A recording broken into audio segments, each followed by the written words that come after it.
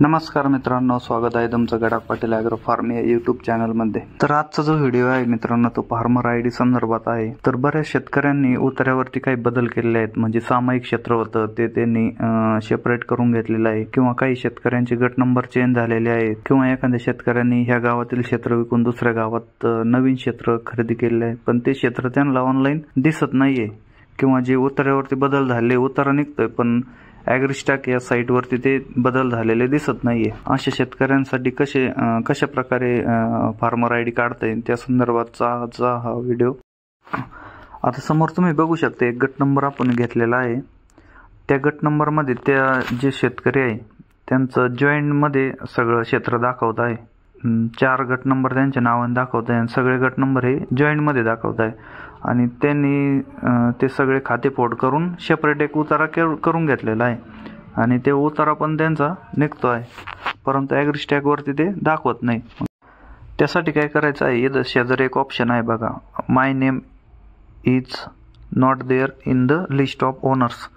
याच्यावरती जर क्लिक केलं तुम्ही तर तिथं गट नंबर टाकायला विचारण, नवीन गट नंबर तिथं टाकून घ्यायचा आहे। शेजारच्या बॉक्सवरती पुन्हा क्लिक करायचं। आता पहिल्या वेळेस ते काही येत नाही, ओपन नाही होत, 1-2 वेळेस जर तिथं क्लिक केलं तर ते परत ओपन होईल। आता इथं बघा त्या शेतकऱ्याच्या नावाने एक सिंगल नवीन खाते नंबर दिसतोय, इथं आधी जॉईंट मध्ये दिसत होता आणि आता सिंगल मध्ये दाखवत आहे।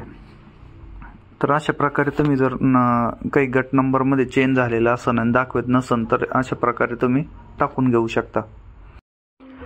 आता जुन्या गट नंबर जर टाकला या शेतकऱ्याचा तर तिथं 4 खाते त्यांचे दाखवत होते, परंतु आता त्यांनी खाते फोड करून त्यांचं सेपरेट एक उतारा बनवून घेतलेला आहे। ते उतारा इथं आपण फार्मर आयडी साठी ऍड करून घेतोय आणि एकदम व्यवस्थितरित्या त्यांचं फार्मर आयडी कार्ड जनरेट होत आहे।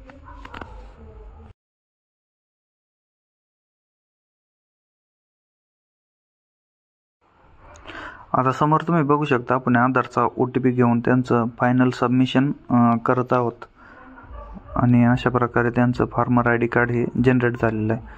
आता दुसरा एक फार्मर आहे, त्यांचं पण सेम प्रॉब्लेम आहे। त्यांचा जुना गट नंबर टाकल्यानंतर त्यांचं नावच त्या गट नंबर मध्ये दाखवत नव्हतं, म्हणजे नवीन क्षेत्र त्यांनी खरेदी केलेलं आहे।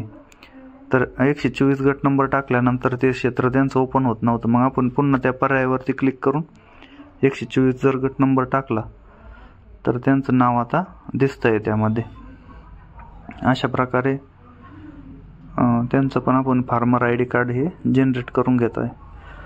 तर व्हिडिओचा उद्देश एवढाच होता की तुम्ही जर काही गट नंबर मध्ये चेंज केलेले असतील, म्हणजेच नवीन क्षेत्र जर घेतलेलं असन, किंवा ह्या गावातून क्षेत्र विकून दुसऱ्या गावामध्ये शेतजमीन ट्रान्सफर झालेली असन, किंवा पूर्ण गावाचे पण एखाद्या वेळेस गट नंबर चेंज होत आहेत, असं पण काही अडचणी असतील तर या पर्यायावरती क्लिक करून तुम्ही नवीन फार्मर आयडी कार्ड जनरेट करू शकता।